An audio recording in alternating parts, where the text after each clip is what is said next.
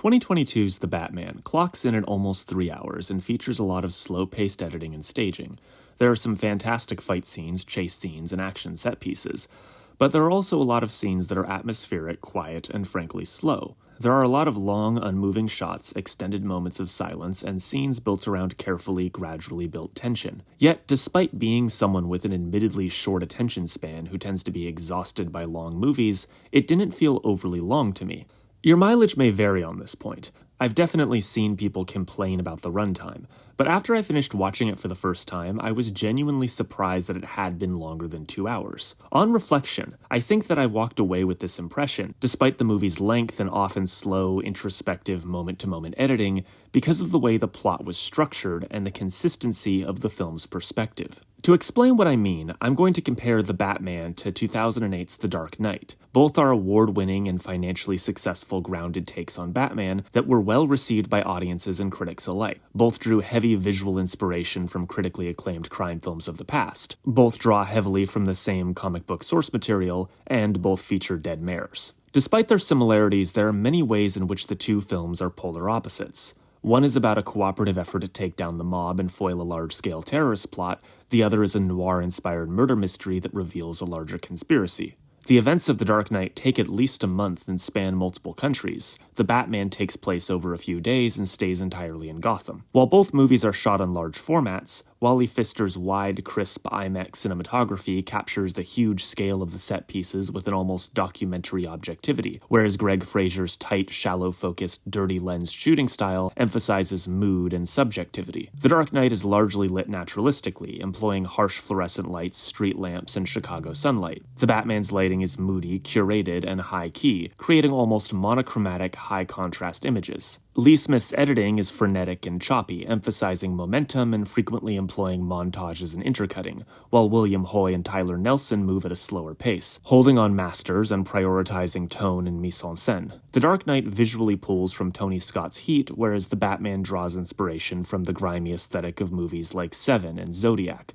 The Dark Knight is mostly shot on location, with a largely undisguised Chicago standing in for Gotham, while The Batman mixes its Liverpool location shooting with digital backlots, soundstages, and volumes. One follows lawmen and civil servants bending their morals, lying to the public, and taking on broad executive powers with little oversight for the sake of the greater good, and dealing with the consequences as those decisions blow up in their faces. The other follows a vigilante uncovering the consequences of the previous generation of lawmen and civil servants doing the same. The Dark Knight emphasizes scale and scope, as it explores broad themes about government, society, civic responsibility, and the consequences and fallout of compromising principles for the sake of political pragmatism. The Batman emphasizes subjectivity and mood, as it explores the intimate themes of identity, purpose, legacy, and the conflict between responsibilities and vendettas. I think these differing approaches are encapsulated by the way the films structure their narratives and divide their viewpoints. The Dark Knight famously opens with the Joker's bank heist, introducing us to our main antagonist. Then we cut over to Gordon at the police precinct, which segues into Batman breaking up the Scarecrow's drug deal,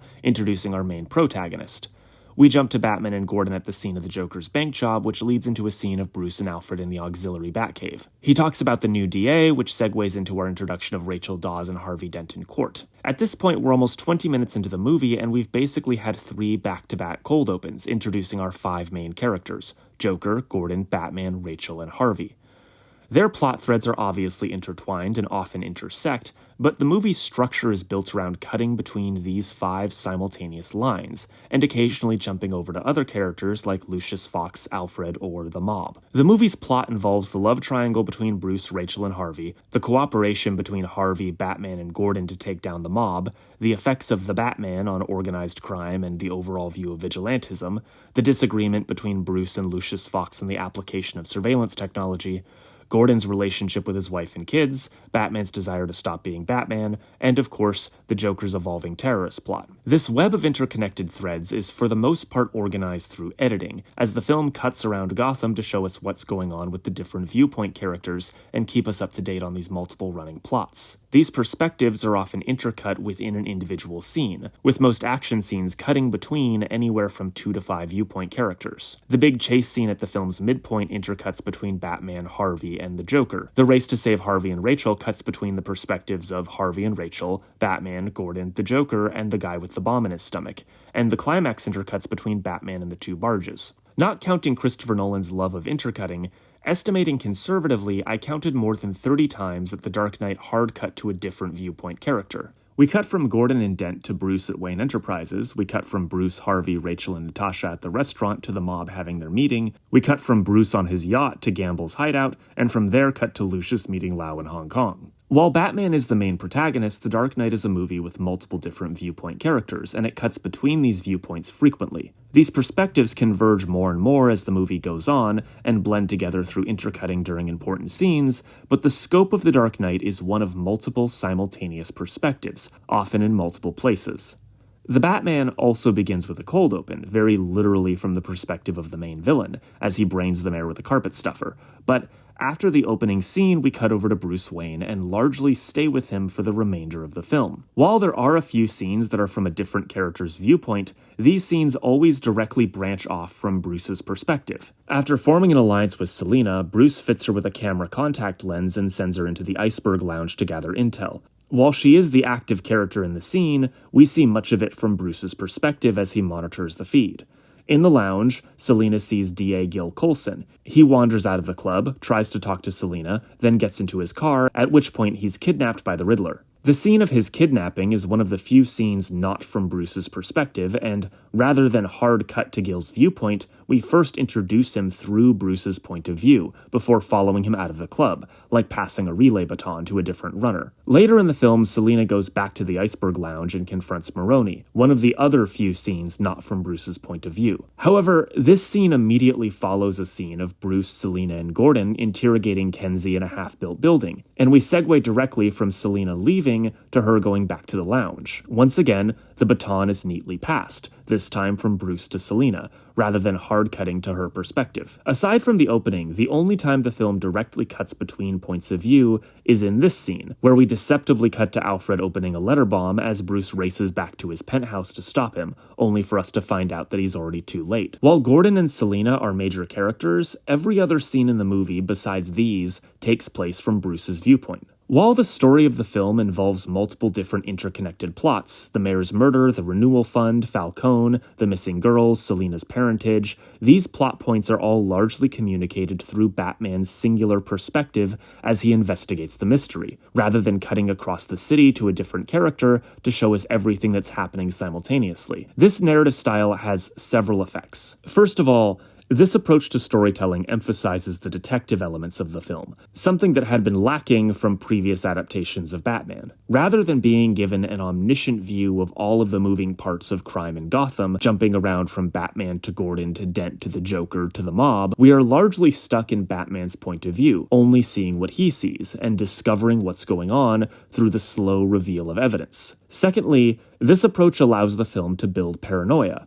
While the good guys in The Dark Knight didn't always trust each other, because we'd seen them as viewpoint characters, we the audience had little doubt about their authenticity, with their lack of trust simply being a source of interpersonal drama. But by remaining in Bruce's subjective viewpoint the entire time, the Batman creates a paranoid atmosphere, leaving us unsure who we can trust and who is in on the citywide conspiracy Batman is attempting to unravel. Information is revealed through evidence, testimony, and confessions, as opposed to being directly shown to us through editing, which leaves us unsure how trustworthy it is. But most relevantly, it reduces the scale of the story to something cozy and manageable. The complex web of intrigue and conspiracy is largely seen through a single linear viewpoint. We put the pieces together as Bruce does, traveling around Gotham with him, and learn about new developments as he finds out about them. The result is a mystery that is personal, intimate, and subjective. And this simplicity of perspective allows the film more room to breathe, slow down, and introspect. The Dark Knight, on the other hand, feels huge, from the IMAX cameras to the longer in-universe time frame to the enormous stunts to the ensemble cast. And our perspective must widen to accommodate this larger scope. The movie frequently requires us to put a pin in one narrative thread and character perspective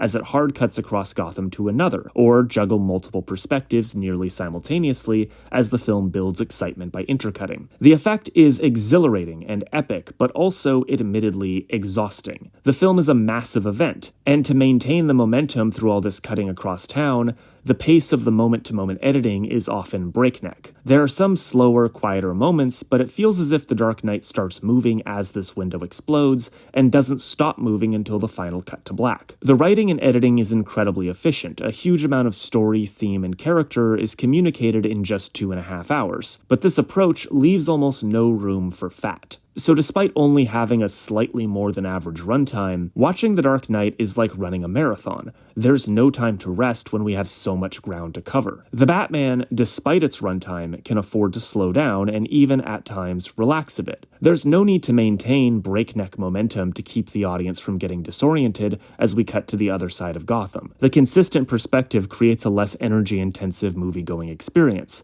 and in my case, although your mileage may vary on this one, the perception of a shorter movie. Neither of these approaches are wrong. I like both of these movies.